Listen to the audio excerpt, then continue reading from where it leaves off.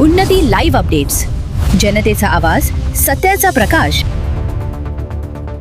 Sirsala police ठाण्याच्या हद्दीत जुगारावर धाड, 7 जणांवर गुन्हा दाखल, 3.25 लाखांचा मुद्देमाल जप्त. सिरसाळा पोलीस ठाण्याच्या हद्दीतील सुकळी शिवारातील तलावाच्या पाळीवर लिंबाच्या झाडाखाली सुरू असलेल्या जुगारावर पोलिसांनी धाड टाकून 7 जणांना रंगेहात पकडले आहे. या कारवाईत पोलिसांनी रोख रकमेसह मोटरसायकली आणि मोबाईल असा एकूण 2,59,120 रुपयांचा मुद्देमाल जप्त केला आहे.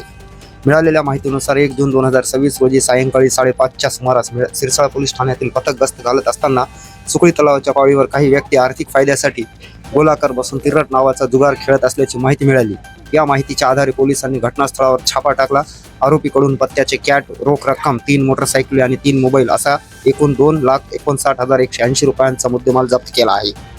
या प्रकरणी पोलीस नाईक वैभव वैजनाथ राऊत यांच्या फिर्यादीवरून सिरसाळा पोलीस ठाण्यात महाराष्ट्र जुगार प्रतिबंधक कायद्याच्या कलम 12A नुसार गुन्हा दाखल करण्यात आला आहे. सदर कारवाई पोलीस निरीक्षक राठोड यांच्या मार्गदर्शनाखाली करण्यात आली असून पुढील तपास पोलीस अंमलदार मुंडे करत आहेत. उन्नती लाईव्ह अपडेट्ससाठी रफिक पठाण.